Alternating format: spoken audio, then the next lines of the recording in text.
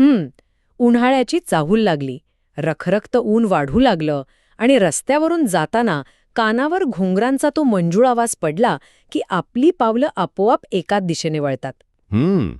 रसवंतीगृह. अगदी बरोबर. ती दिशा म्हणजे आपल्या सर्वांच्या परिचयाचं उसाचं रसवंतीगृह. उन्हाच्या काहिलीत घामाने डबडबलेलं असताना जेव्हा तो बर्फाचा खडा आणि लिंबू आलं पिळलेला थंडगार गोड उसाचा रस घशाखाली उतरतो ना, तेव्हा मिळणारा आनंद खरोखरच अवर्णनीय असतो. पण हा रस पिताना एक गोष्ट प्रकर्षाने जाणवते.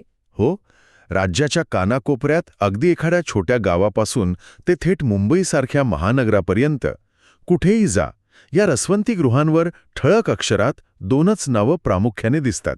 बरोबर. एकतर नवनाथ किंवा कानिफनाथ. चला तर मग आज हेच उलगडून पाहूया. एका साध्या शीतपेयाच्या दुकानाला नेहमी हीच नावे का दिली जातात, यामागे नेमका कोणता रंजक इतिहास दडलेला आहे? नक्कीच. आणि हे खूप महत्वाचं आहे. हो, कारण आजचे आपले मिशन अतिशय स्पष्ट आहे. एका सामान्य उसाच्या रसवंतीगृहाच्या नावामागे दडलेला 80 वर्षांचा व्यावसायिक इतिहास, मराठा साम्राज्याचा वारसा आणि हजारो वर्ष जुन्या नाथ संप्रदायाचं गूढ तत्वज्ञान उलगडणे. नक्कीच. हा विषय वरवर जेवढा साधा वाटतो त्यापेक्षा कितीतरी अधिक खोल आणि रंजक आहे. रसवंतीगृहावर मिळणारा उसाचा रस हा फक्त एक व्यवसाय नसून ती महाराष्ट्राच्या मातीशी जोडलेली एक मोठी सांस्कृतिक आणि ऐतिहासिक नाळ आहे. आजकाल आपण पाहतो की जगभरात अनेक फूड ब्रँड्स प्रसिद्ध आहेत. हो, मॅकडॉनल्ड्स किंवा KFC सारखे. अगदी तेच. मॅकडॉनल्ड, KFC किंवा स्टारबक्स सारख्या परदेशी फ्रँचायझी आजकाल गल्ली गल्लीत दिसतात. त्यांची एक विशिष्ट कार्यपद्धती असते, एक लोगो असतो. पण इथली सर्वात आकर्षक गोष्ट म्हणजे या परदेशी कंपन्या भारतात येण्याच्या कितीतरी आधी, म्हणजे स्वातंत्र्यपूर्वीच्या काळात. हो, साधारण 1940 ते 50च्या दशकात महाराष्ट्रातील काही सामान्य शेतकऱ्यांनी स्वतःचा असा एक प्युअर ऑर्गॅनिक ब्रँड तयार केला होता. आणि तोही कसल्याही मॅनेजमेंटच्या पदवीशिवाय. हे ऐकायला खूपच रंजक आहे. म्हणजे आपली स्वतःची अस्सल मातीतली फ्रँचायझी. पण मला एक प्रश्न पडलाय. 1940च्या दशकात जेव्हा दळणवळणाची फारशी साधनं नव्हती, तेव्हा एका गावातून सुरू झालेली ही संकल्पना संपूर्ण राज्यभर इतक्या शिस्तीत कशी पसरली? हा एवढा मोठा व्यवसाय नेमका सुरू कसा झाला? या प्रश्नाचं उत्तर समजून घेण्यासाठी आपल्याला त्या काळातील भौगोलिक आणि सामाजिक परिस्थितीकडे पाहावं लागेल. ही सुरुवात झाली पुणे जिल्ह्यातील पुरंदर तालुक्यातून. या तालुक्यातील बोबगाव, सासवड, चांबडी, बिहुरी हा जो पट्टा आहे तो तसा दुष्काळी पट्टा म्हणून ओळखला जातो. म्हणजे पाण्याची खूप कमतरता. हो, पण इथला शेतकरी अत्यंत जिद्दी. कमी पाण्यावरही हिरवं शेत पिकवण्याची इथल्या शेतकऱ्यांची हातोटी होती. त्या काळात म्हणजे 70-80 वर्षांपूर्वी आजच्यासारखे जागोजागी साखर कारखाने नव्हते. त्यामुळे कष्टाने पिकवलेल्या ऊसाला हक्काची बाजारपेठ उपलब्ध नव्हती. मग तो ऊस विकायचा कुठे? हा मोठाच प्रश्न असेल. अगदी तोच पेच होता. ऊसातून योग्य तो रोजगार मिळत नसल्याने शेतकऱ्यांसमोर उदरनिर्वाहाचा मोठा प्रश्न होता. हातात पीक आहे, पण त्याला विकायचं कुठे? अशाच परिस्थितीत बोबगावमधील एका खटपट्या तरुणाने नोकरीच्या शोधात थेट मुंबई गाठली. बरं. तिथे गेल्यावर त्याच्या एक गोष्ट लक्षात आली. ती म्हणजे मुंबईकरांना ऊसाचं मोठं अप्रूप आहे. गावी जसा सहज ऊस मिळतो तसा तो शहरात उपलब्ध नव्हता. मग त्याने एक शक्कल लढवली. काय? त्या काळात देशी ऊस असायचे, जे अगदी शेंड्यापासून बुडक्यापर्यंत सहज सोलता यायचे. या तरुणाने ऊसाचे छोटे छोटे तुकडे करून ते बरणीत भरले आणि तो ते दारोदारी जाऊन विकू लागला. क्या बात आहे.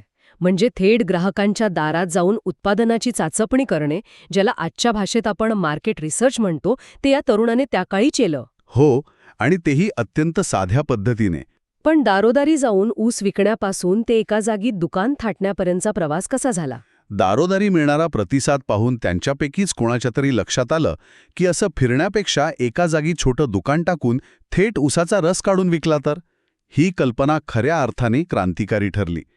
त्यांनी एका जागी रसवंतीगृह सुरू केलं आणि बघता बघता पुरंदरच्या या गोड रसाळ ऊसाच्या रसाने मुंबईकरांवर जणू जादूच केली.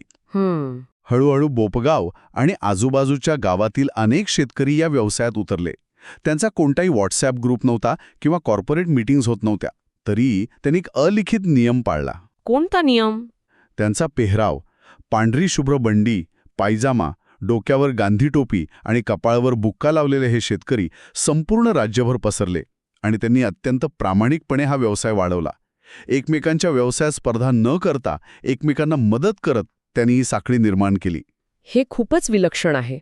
आणि मी जेव्हा या रसवंती गृहांवर जाते तेव्हा आणखी एक गोष्ट प्रामुख्याने जाणवते, ती म्हणजे मशीनच्या चरख्याला बांधलेले घुंगरू. हो, अगदी बरोबर. त्या घुंगरांचा छुमछुम आवाज आणि रसाची गोडी यांचं एक वेगळंच समीकरण आहे. पण आजच्या काळात जेव्हा सगळं काही इंजिनवर चालतं तेव्हा या फिरणाऱ्या लोखंडी चरख्याला घुंगरू बांधण्यामागे काय कारण असावं? हां, या व्यवसायातील एक अत्यंत भावनिक पैलू आहे. पूर्वीच्या काळी जेव्हा मशीन नव्हत्या तेव्हा उसाचा रस काढण्यासाठी लाकडी घाणा असायचा आणि तो घाणा फिरवण्यासाठी बैलांचा वापर केला जायचा. बैलांच्या गळ्यात घुंगरू असायचे. घाणा जसजसा फिरायचा तसतसा त्या घुंगरांचा लयबद्ध आवाज यायचा. पुढे तंत्रज्ञान प्रगत झालं. लाकडी घाण्याची जागा लोखंडी चरख्याने घेतली आणि बैलांची जागा इंजिनने किंवा मोटारीने घेतली. पण तरीही घुंगरू तसेच राहिले. हो, कारण ज्या बैलांनी सुरुवातीच्या काळात या दुष्काळग्रस्त शेतकऱ्यांना जगावलं, त्यांच्या व्यवसायाला उभारी दिली, त्या मुक्या प्राण्यांचं ऋण हे शेतकरी विसरले नाहीत. तंत्रज्ञान बदललं तरी आपण आपली पाळमुळं आणि कृतज्ञता विसरलो नाही, याचंच एक जिवंत उदाहरण आहे. त्या बैलांच्या प्रति कृतज्ञता व्यक्त करण्यासाठी आणि त्यांच्या स्मृती जपण्यासाठी आजही त्या फिरणाऱ्या चरख्यावर घुंगरू बांधले जातात. बापरे, तंत्रज्ञान कितीही पुढे गेलं तरी कृतज्ञतेची भावना टिकवून ठेवणं हे खरोखरच कौतुकास्पद आहे. याच काळात त्यांच्या मार्केटिंगचं आणखी एक उत्तम उदाहरण मला आठवतं. त्यांनी तयार केलेली एक साधी पण अत्यंत प्रभावी घोषणा. कोणती? देशबंधूंनो, विचार करा, चहापेक्षा रस भरा. आरोग्याच्या दृष्टीनेही हा किती अचूक संदेश होता. अगदी तंतोतंत. पण आता आपल्या मुख्य प्रश्नाकडे वळूया. या सगळ्या रसवंती गृहांना नवनाथ किंवा कानिफनाथ हेच नाव का दिले गेले? या शेतकऱ्यांनी स्वतःच्या गावाची किंवा कुटुंबाची नावे का नाही दिली? यामागे भौगोलिक आणि अत्यंत दृढ अशी धार्मिक श्रद्धा आहे. आपण मगाशी ज्या बोबगावचा उल्लेख केला त्या बोबगाव जवळच एका डोंगरावर मोठी गुहा आहे. अच्छा. असं सांगितलं जातं की नाथ संप्रदायाच्या 9 नाथांपैकी एक असलेल्या श्री कानिफनाथ स्वामींनी या गुहेत कठोर तपश्चर्या केली होती. तिथे आजही कानिफनाथांचे एक सुंदर मंदिर आहे. संपूर्ण पुरंदर तालुका हा कानिफनाथांचा निस्सीम भक्त आहे. जेव्हा हे शेतकरी पोटापाण्यासाठी गाव सोडून बाहेर पडले तेव्हा ते आपली माती आणि आपली श्रद्धा विसरले नाहीत. त्यांनी अतिशय श्रद्धेनं आपल्या व्यवसायाला आपल्या आराध्य देवताचं नाव दिला, कानिफनाथ किंवा नवनाथ.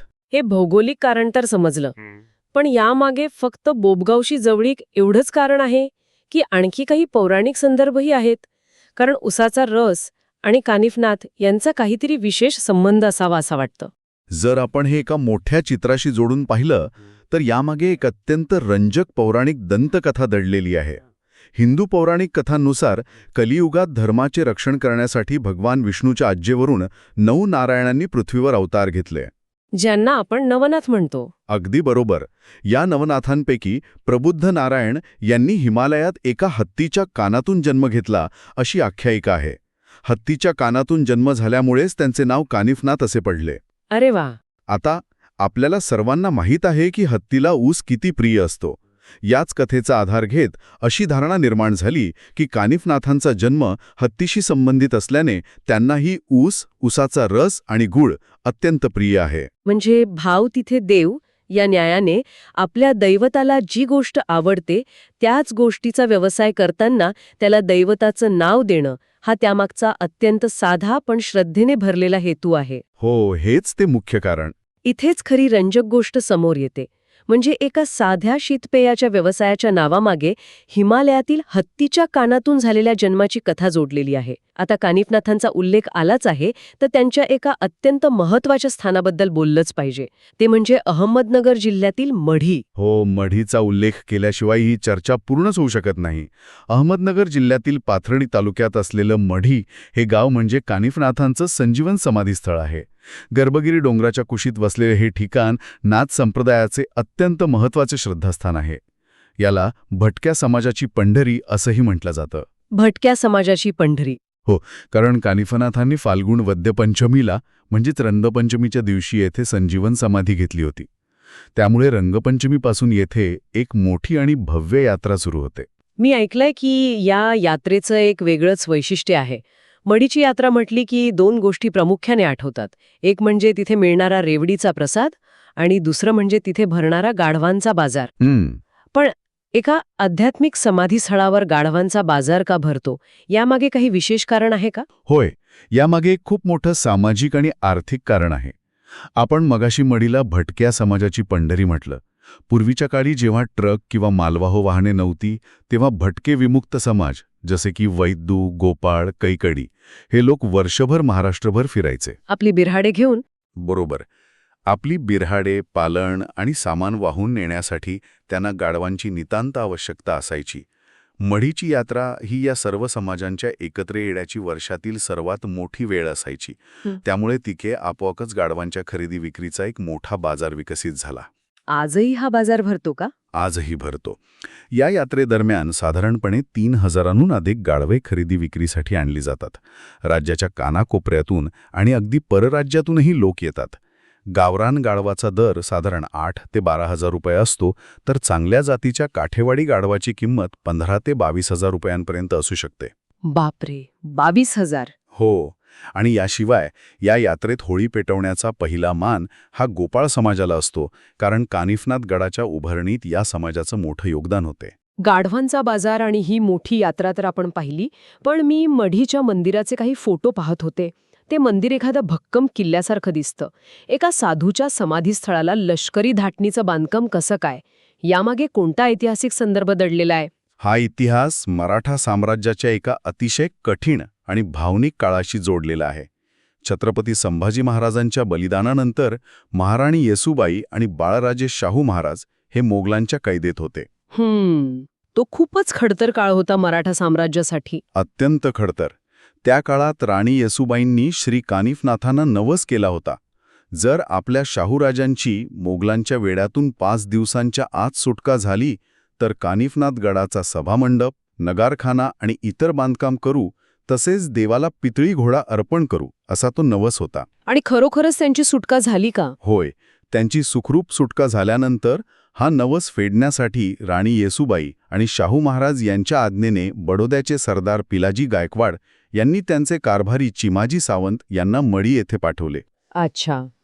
त्यांनी तिथे प्रचंड असे प्रवेशद्वार, नगारखाना, सभामंडप आणि पाण्यासाठी गौतमी बारव असे भव्य बांधकाम केले. त्यामुळेच या मंदिराला किल्ल्यासारखे भव्य स्वरूप प्राप्त झाले.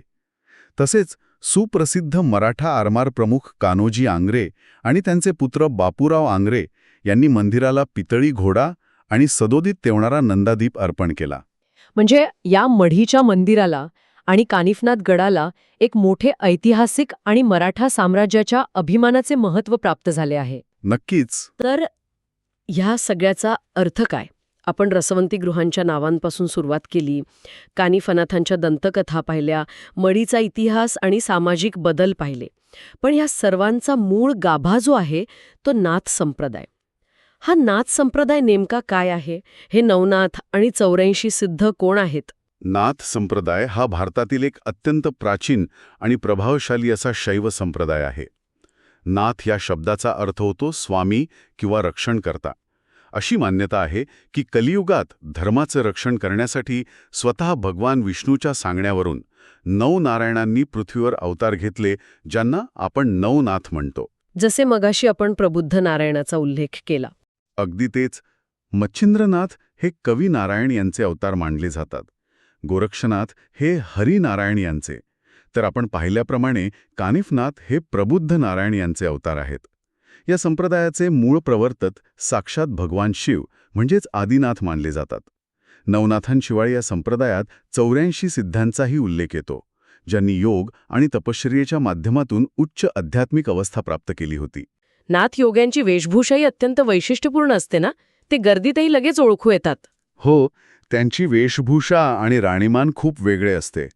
संप्रदायाची दीक्षा घेताना ते कान फाडून त्यात मोठी कुंडले घालतात, म्हणून त्यांना कानफाटे असेही म्हटले जाते. अच्छा. त्यांच्या गळ्यात शिंगी नावाचं वाद्य असते.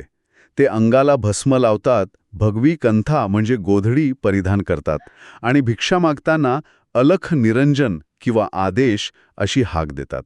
अलख म्हणजे ज्याला पाहता येत नाही असा निराकार ईश्वर. या संप्रदायाने सामाजिक पातळीवरही मोठे काम केले आहे असे दिसते, कारण यात सर्व जातीधर्माच्या लोकांना सामावून घेतले गेले होते. हां, नाथ संप्रदायाचा एक अत्यंत गौरवशाली पैलू आहे. मध्ययुगीन काळात जेव्हा समाजात वर्णव्यवस्था आणि जातीभेद खूप तीव्र होते, तेव्हा नाथ संप्रदायाने या सर्व भिंती पाडून टाकल्या.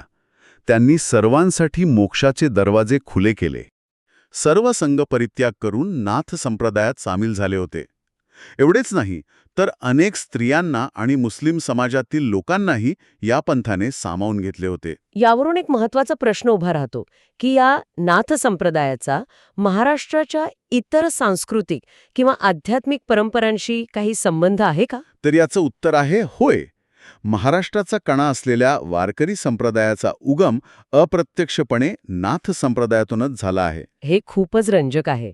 वारकरी संप्रदाय आणि नाथ संप्रदाय एकमेकांशी कसे जोडले गेले आहेत? याची परंपरा खूप स्पष्ट आहे. नाथ संप्रदायाचे महान योगी गोरक्षनाथ यांनी गहिनीनाथांना अनुग्रह दिला. याच गहिनीनाथांकडून संत निवृत्तीनाथांना नाथ संप्रदायाची दीक्षा मिळाली. आणि निवृत्तीनाथांनी संत ज्ञानेश्वरांना? अगदी बरोबर. तीच ज्ञानगंगा त्यांनी आपले धाकटे बंधू संत ज्ञानेश्वर माऊलींना दिली. संत ज्ञानेश्वरांनी स्वतःच ज्ञानेश्वरी लिहून ठेवला आहे की त्यांना मिळालेला हा तत्वज्ञानाचा ठेवा थेट नाथ परंपरेतून आला आहे. अशा प्रकारे नाथ संप्रदायाचं योगशास्त्र आणि वारकरी संप्रदायाचा भक्तिमार्ग यांचा एक अत्यंत सुंदर समन्वय महाराष्ट्राच्या भूमीत घडला. म्हणजे रस्त्यावर मिळणारा तो एक साधा उसाचा रस, तो फक्त उन्हाळ्यातील विरंगुळा नाहीये. त्या एका थंडगार ग्लासमध्ये दुष्काळग्रस्त शेतकऱ्यांची जिद्द आहे, पोटापाण्यासाठी त्यांनी केलेला संघर्ष आहे, कृतज्ञतेची भावना म्हणून चरख्यावर बांधलेले घुंगरू आहेत, मढीच्या मंदिराशी जोडलेला मराठा साम्राज्याचा गौरवशाली इतिहास आहे आणि अलख निरंजन म्हणणाऱ्या नाथ संप्रदायाचा हजारो वर्षांचा आध्यात्मिक वारसा दडलेला आहे. अगदी तंतोतंत. जेव्हा आपण एखाद्या गोष्टीच्या मुळाशी जातो तेव्हा असेच अनेक पदर उलगडत जातात. इतिहास आणि वर्तमान कसे एकमेकात गुंफलेले आहेत याचं एक उत्तम उदाहरण आहे. पुढच्या वेळी जेव्हा उन्हाच्या तडाख्यात एखादा रसवंती गृहाजवळ थांबण्याचा योग येईल, तेव्हा तो घुंगरांचा आवाज कानावर पडेल आणि हातात तो उसाचा रसाचा थंडगार ग्लास येईल, तेव्हा या 80 वर्षांच्या व्यावसायिक आणि शेकडो वर्षांच्या सांस्कृतिक प्रवासाची नक्की आठवण येईल. नक्कीच. आणि जाता जाता एका नव्या आणि अतिशय प्रक्षोभक विचारावर आपण इथेच थांबूया. नाथ संप्रदायाच्या योग्यांनी कायायोग आणि कुंडलिनीच्या माध्यमातून शरीरातील ऊर्जेवर नियंत्रण मिळवण्याचं जे तंत्र हजारो वर्षांपूर्वी विकसित केले होते, ते खरोखरच अफाट होते. ते श्वासावर, हृदयाच्या ठोक्यांवर आणि शरीराच्या पेशींवर नियंत्रण मिळवू शकत होते असे मानले जाते. आजच्या या आधुनिक 21व्या शतकात ज्याला बायोहॅकिंग किंवा लॉन्जेव्हिटी सायन्स म्हणजे दीर्घायुष्याचे विज्ञान म्हणून ओळखले जाते, मोठ्या मोठ्या प्रयोगशाळांमध्ये ज्यावर आज अब्जावधी रुपये खर्च करून संशोधन सुरू आहे, त्याची मुळे हजारो वर्षांपूर्वीच्या या नाथ योग्यांच्या प्रयोगांमध्ये तर दडलेली नसतील. आधुनिक विज्ञानाला आज जे कणाकणाने समजत आहे, ते या सिद्धांनी शेकडो वर्षांपूर्वीच फक्त स्वतःच्या शरीराचा आणि मनाचा अभ्यास करून साध्य केले होते का? यावर नक्की विचार करा.